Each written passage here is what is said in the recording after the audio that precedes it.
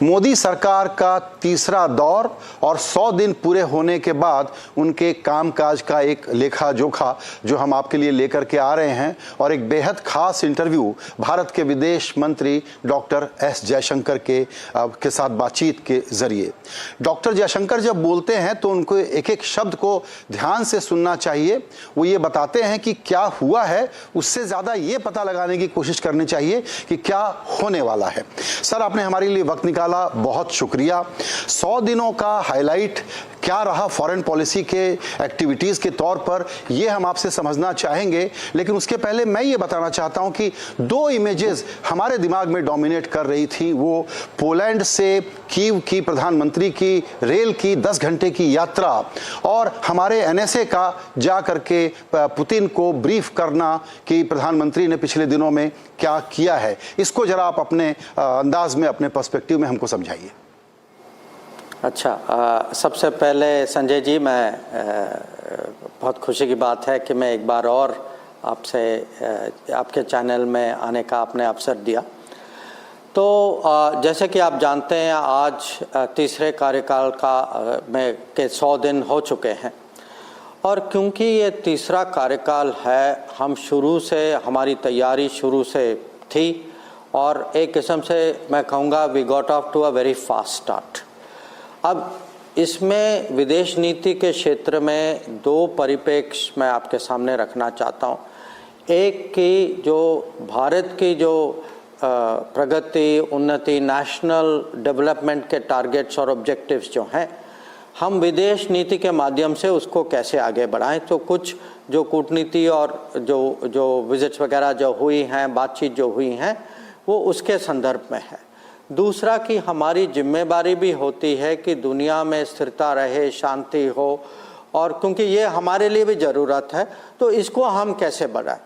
तो अगर आप पिछले 100 दिन देखेंगे तो कुछ ऐसी एक्टिविटीज़ हुई हैं, जैसे प्रधानमंत्री सिंगापुर गए, उनकी बातचीत बहुत सारे विषयों पे हुई, पर एक अगर मैं किसी को मैं कुछ प्रायोरिटी दूंगा तो वो सेमीकंडक्टर्स का विषय था। या इनकमिंग विजिट में इनके मलेशिया के प्राइम मिनिस्टर आए और उन्होंने एक मोबिलिटी एग्रीमेंट साइन किया कि हमारी स्किल मैन पावर जो है वो मलेशिया जाए। तो एक तो मैं कहूँगा डायरेक्ट इकोनॉमिक इश्यूज थे, और इसमें बहुत सारे देश हैं जो हमारे जो नए कार्यक्रम, नए इनिशिएटिव्स जो हैं, जैसे आप जानते हैं कि 12 इंडस्ट्रियल नोड बनने वाले हैं, इंफ्रास्ट्रक्चर को हम आगे ले जाने वाले हैं, जो स्किलिंग और टैलेंट जो है इसको हम कैसे बढ़ाएं। तो ऐसी चीज़ों में बहुत सारे देश जुड़ना भी चाहते हैं, और हमारे जो, और ख़ासकर पीएम के जो पर्सनल कनेक्शंस और उनके प्रयास के कारण ये जुड़ाव जो है ये आगे बढ़ रहा है। दूसरा विषय, और आपने यूक्रेन और मॉस्को की बात की, मैं कहूँगा कि हमारा योगदान जो है कि हम क्या कर सकते हैं कि ये युद्ध अब इसका अब तीसरा साल है।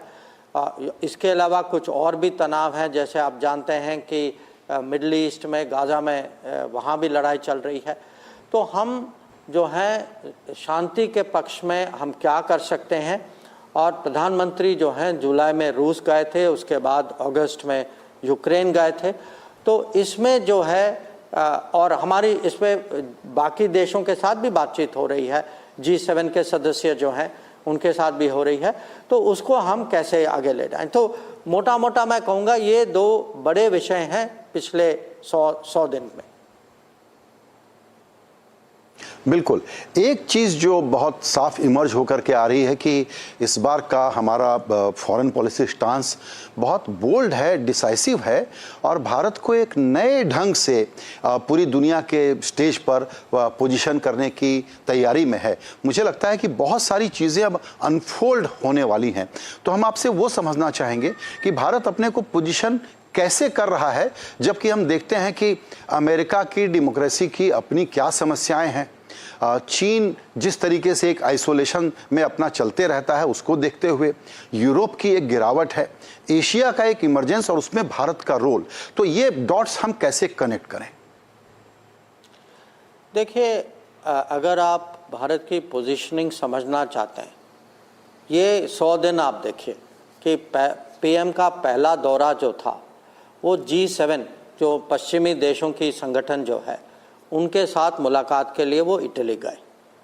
उसके बाद क्योंकि संसद की सत्र चल रही थी तो वो खुद जा नहीं पाए, पर उनके ओर से मैं प्रतिनिधि था। SCO की मीटिंग हुई, SCO की शिखर सम्मेलन हुई अस्थाना में।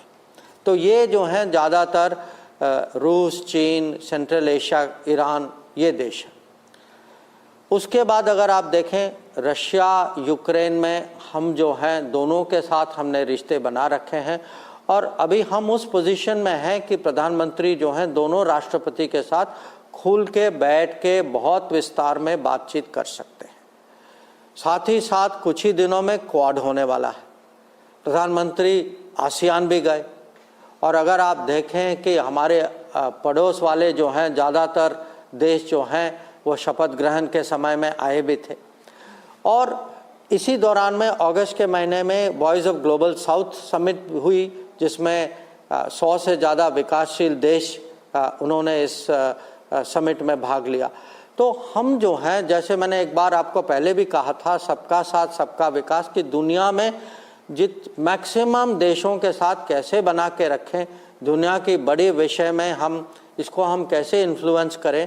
और जो है मैं कहूँगा जो हमारा जो राष्ट्रहित जो है और दुनिया की जो भलाई के लिए जो हम कर रहे हैं, ये दोनों, इसमें कोई कॉन्ट्रडिक्शन नहीं है, हम दोनों साथ साथ कर सकते हैं। इसके लिए हमारी पोजीशनिंग जो है बहुत अच्छी। जी, भारत के बारे में जो आपने कहा कि हमारा जो नेशनल गोल है उसको पूरा करने के लिए ही फॉरेन पॉलिसी का सारा काम उसी तरफ डायरेक्टेड है।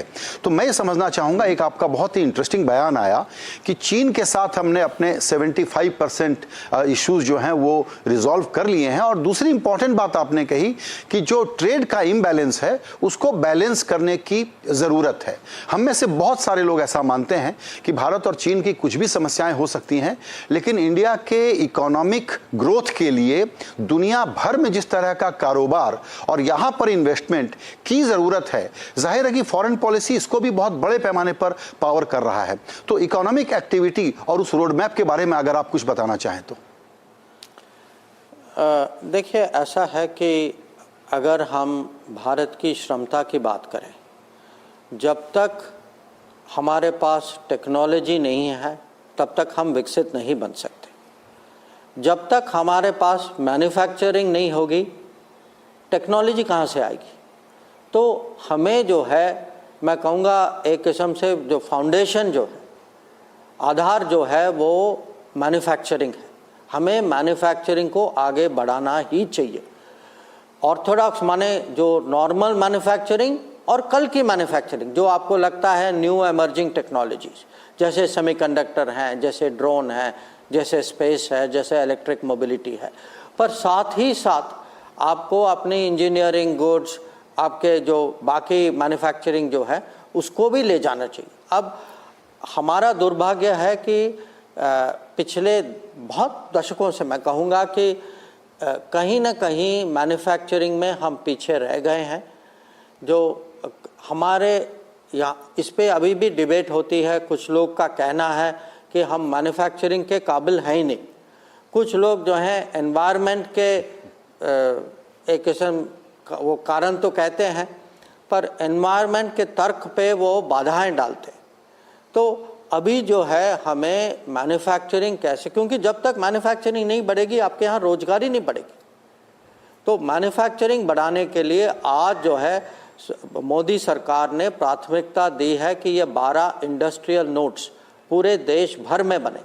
और साथ ही साथ इसके लिए जो स्किल्स की ज़रूरत जो है, जो आपने देखा होगा कि जो फॉर्मल बजट, जो फुल ईयर की बजट जो थी, उसमें भी प्राथमिकता स्किलिंग के लिए दी थी कि इंडस्ट्रियल नोड्स भी आगे बढ़े, साथ उसकी इंफ्रास्ट्रक्चर आगे बढ़े ताकि गुड्स, रॉ मटेरियल आए, फिनिश गुड्स निकले, और जो ह्यूमन रिसोर्स की तैयारी जो है उसको कैसे आगे बढ़े। और मैं ये कह सकता हूँ आपको, मैं अभी मैं जर्मनी और स्विट्ज़रलैंड से आया हूँ कि दुनिया में अभी जो है भारत के बारे में बहुत उत्साह है।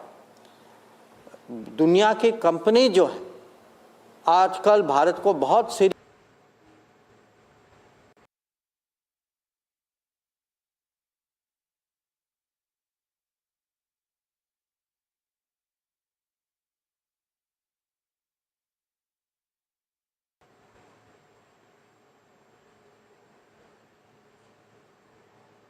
कंफ्यूज करें या कुछ एक किस्म से अस्थिरता या कंफ्यूजन का माहौल अगर वो हम, तो दुनिया का रिस्पांस कुछ और होगा। पर मुझे पूरा विश्वास है कि हम पिछले 100 साल में हमारी सिग्नलिंग बहुत पॉजिटिव है। गवर्नमेंट के जो अभी बड़े डिसीजंस जो आए हैं इंडस्ट्री पे, इंफ्रास्ट्रक्चर पे, स्किलिंग पे, ये जो है ज़रूर दुनिया इसको मानेगी और मुझे लगता है दुनिया का इस पर रिस्पांस होगा। जी, हालांकि आपने ये बात कही कि कुछ दूसरे तरह की आवाज़ें ना आए। देखिए, हमारी राय बड़ी साफ है कि दुनिया भर में इस वक्त भारत की पोजीशनिंग जो है अब वो एक कंसेंसस का विषय है और इस तरह की कोई डोमेस्टिक नॉइज़ या कोई बाहर जाके कुछ बोले उसका कोई बहुत असर वसर है नहीं। तो एक्चुअली उसको हम लोग पूरी तरह से निगलेक्ट कर सकते हैं। लेकिन चूंकि हमारी पॉलिसी, प्रधानमंत्री मोदी की पॉलिसी पड़ोसियों को साथ लेकर के चलने की और एक उनका बड़ा विजन रहा, बहुत काम हुआ है, ज़्यादा काम हुआ है गल्फ कंट्रीज़ के साथ, जो कि इतिहास में पहले कभी नहीं हुआ था। ऐसे में जब ऐसी एनर्जी हम लोगों को ड्राइव कर रही है तो उसमें एक आध छोटे मोटे इरिटेशंस हैं, उसको समझना जरूरी है ताकि हम समझ सकें वो बड़ी बात है या आई गई बात हो जाएगी। एग्जाम्पल, ईरान के सुप्रीम लीडर का एक बयान, या दूसरा एग्जाम्पल कि बांग्लादेश में जो वहां पर अभी पॉलिटिकल चेंजेस हुए हैं, इसको चूंकि डिप्लोमेसी आर्ट ऑफ पॉसिबल है, तो मोदी जी और आप कैसे इसको हैंडल कर रहे हैं? देखिए, आप बिल्कुल ठीक कह रहे हैं कि कभी कभी ये नहीं है कि हर चीज़ जो है आपके अनुकूल रहती है। कहीं ना कहीं कुछ ऐसी आवाज़ें आती हैं, कुछ लोग कुछ कह देते हैं या कुछ कर देते हैं, ये होता है, ये स्वाभाविक भी। तो जो बयान जो आया, आपने देखा कि हमारे प्रवक्ता ने कल उसी का उस पर टिप्पणी की है, तो मुझे उससे ज़्यादा कुछ कहने की ज़रूरत नहीं है। जो बांग्लादेश में जो घटनाएं हुई हैं, देखिए उनके यहाँ भी उनकी अपनी पॉलिटिक्स होती है, उनकी अपनी राजनीति होती है। अब उसमें जो हुआ, माने वो उनका इंटरनल अफेयर है। हम जो हैं, हमारे लिए जो गवर्नमेंट ऑफ द डे है उसके साथ हम रिश्ता बना के उसको आगे ले जाते हैं हम लोग। तो मुझे विश्वास है कि एक किस्म से वो लोग भी अपनी पोजीशन एक बार समझ लें और रिश्तों की जो महत्व जो है उसको भी अगर वो समझें, तो मुझे लगता है कि पड़ोसी रिश्ते जो हैं उसका एक माने वो उसकी क्वालिटी और उसकी लेवल कुछ और होती। पड़ोसी जो हैं दोनों या जितने भी हैं वो एक दूसरे पे निर्भर होते हैं। तो मुझे पूरा विश्वास है कि इसमें जैसे बाकी जो हमारे पड़ोसी जो हैं, जहाँ भी पहले कुछ राजनीतिक घटनाएं हुई थी और आपने देखा उसके बाद सेटल हो गया था, तो ये जो है वहाँ बांग्लादेश में उनके यहाँ जो इंटरनली होगा वो होगा, वो उस पर हमें टिप्पणी करना ठीक नहीं होगा। पर हमारे रिश्ते जो हैं हमारी ओर से, तो हम इसको स्टेबल रखना चाहते हैं, इसको हम आगे बढ़ाना चाहते हैं। अच्छा कोऑपरेशन है, हमारा व्यापार अच्छा है, पीपल टू पीपल कोऑपरेशन अच्छा है, तो मैं तो इसी रास्ते पे जाना चाहूँगा। बिल्कुल सर, आपने हमको 15 मिनट दिया है, तो मैं आपसे एक आखिरी सवाल पूछना चाहूँगा और वो है फॉरवर्ड लुकिंग, क्योंकि अब आगे का एजेंडा भी फॉरेन पॉलिसी का बहुत एक्शन पैक्ड है और एक जो बड़ा माइलस्टोन होगा वो होगा न्यूयॉर्क जाना और यूएन जनरल असेंबली, और उसके अलावा साइडलाइंस में बहुत सारी मुलाकातें। तो वो कौन कौन से एक्शन और एजेंडा हैं जिन पर हमको नज़र रखनी चाहिए कि आने वाले दिनों में ग्लोबल स्टेज पर भारत क्या कर रहा होगा? देखिए, अभी तो मैं कहूँगा कि आने वाले दिनों में दो बड़े घटनाएं हैं। एक तो वो समिट ऑफ द फ्यूचर है। समिट ऑफ द फ्यूचर, क्योंकि जो आप जानते हैं ये सस्टेनेबल डेवलपमेंट गोल्स जो खासकर जो विकासशील देश जो हैं उनकी तरक्की की एक किस्म से ये असेसमेंट है। उनको टारगेट्स दिया गया था कि आप 2030 तक आप ये टारगेट्स आप वहाँ तक पहुँचेंगे। अब कोविड के कारण और कुछ और भी कारण हैं, उसके कारण आप सब लोग जो हैं ये टारगेट्स से काफ़ी पीछे हैं। ये चिंताजनक विषय।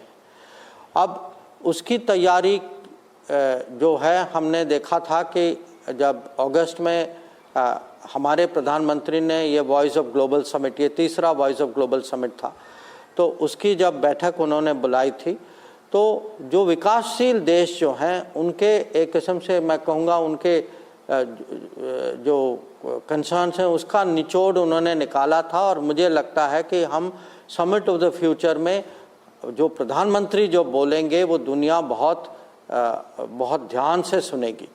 दूसरा जो है वो क्वाड की बैठक है। ये आप जानते हैं कि राष्ट्रपति बाइडेन का आखिरी क्वाड होगा। जापान के प्रधानमंत्री भी आगे उनका भी कार्यकाल अब अंत में आ गया है। तो ये जो है पिछले कुछ सालों में क्वाड में काफ़ी प्रगति हुई है। तो हम चाहेंगे कि इस मीटिंग में कुछ और भी आगे कदम आए। तो मैं ज़रूर आपको इससे ज़्यादा डिटेल में इस समय तो बता नहीं पाऊँगा, पर मैं अगर आप कह रहे हैं कि फॉरवर्ड प्रेडिक्शन अगर आप करें कुछ आगे वाले आने दिनों के लिए, मैं कहूँगा इन दोनों को आप ज़रूर फॉलो करें। जरूर। और एक सवाल का और लालच है, बहुत छोटा सा, वो ये कि क्या हम ये कह सकते हैं कि प्रधानमंत्री मोदी का तीसरा कार्यकाल दरअसल इस बार फॉरेन पॉलिसी, भारत की फॉरेन पॉलिसी से डिफाइन होगा और वर्ल्ड पीस की एक बड़ी लीडरशिप सामने आएगी, उसको मोदी लीड करेंगे, ये कार्यकाल 5 साल का इस प्रकार डिफाइन होगा। आप एग्री करेंगे? नहीं, देखिए, मैं तो कहूँगा कि जो ये तीसरा कार्यकाल जो है भारत में बहुत प्रगति होगी। आप देखेंगे कि नेशनल डेवलपमेंट की अलग अलग क्षेत्रों में मुझे पूरा विश्वास है कि हम काफ़ी कुछ कर पाएंगे।